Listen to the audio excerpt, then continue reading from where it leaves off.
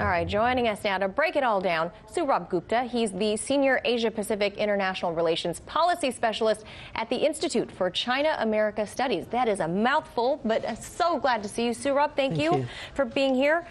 So first, what is your read on this Putin-Kim summit? My read on this Putin-Kim summit is just a Kim showing once again that he is serious about denuclearization, but that is denuclearization in principle.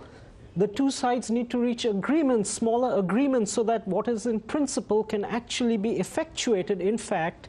But one cannot leap straight from where Kim is as a nuclear weapon state straight to denuclearization, and that he needs enablers and good facilitators who will help him down that path. Do you think he sees Putin as one of those facilitators? Oh, absolutely. I think he sees Putin. The problem that not just Kim, but Kim and Washington have had is each has been speaking past each other.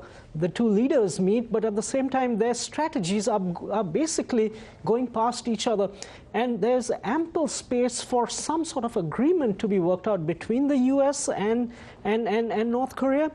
But it will require the good offices of people like Moon Jae-in and Kim and President Putin to be able to communicate to both parties what each party's asks are, so that they have a better understanding when they get into a bilateral meeting. Here, let's talk a little bit about possibly strategy here, following what many people called a failed summit between Trump and Kim in Hanoi.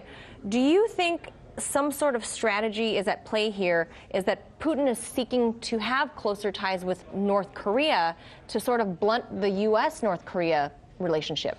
Yes, there is strategy, and to some extent one might also call it gamesmanship. For example, Kim is showing that he's not purely dependent just on the U.S.'s goodwill, and that he has the Chinese and the Russians on their side. For Mr. Putin, I think his role is mainly as a facilitator out here. There are nuclear weapons on the peninsula, and nobody wants those weapons on the peninsula. So he has a very grave and important security interest. But he has also seen over a long period of time, he's been there, how parties have talked past each other. And I think he's in a position to play a useful role if he's called upon. Also, I think Russia does have an interest that this conversation is widened and that it be in a kind of a six-party or a five-party context, so that their views also are incorporated when if good things were to happen. Now I want to switch gears over a little more deeper into Asia. The new Silk Road. China is already looking to their future and making moves on what they're calling the new Silk Road or the Belt and Road Initiative. In recent weeks, they've inked a deal with 17 Arab states. What's your outlook on the BRI? I think the BRI is this enormous project that President Xi Jinping has vested foremost importance and priority in, and that this project will move forward regardless.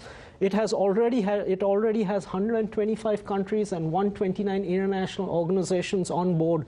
It is a juggernaut which is moving forward, and people need to find a way to get onto it or cooperate with it. So it is moving forward, but the point also is these relate to connectivity and infrastructure investments. These are expensive.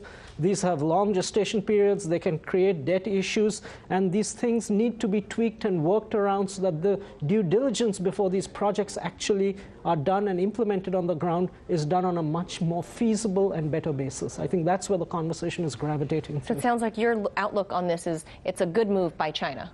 Oh, I think it is a good move, and it's frankly, if done right and done well, there is a real paucity of infrastructure, and numerous people, intergovernmental organizations and national authorities have talked about it. It's just not easy to do. When we have somebody who's willing and committed to it, I think it's a good thing. But again, there are grave problems involved also in how it's rolled out, and so it's important that we get this right. And we will certainly be having you back to discuss more about the Silk Road, I have a feeling. Saurabh Gupta, thank you so much for your expertise today.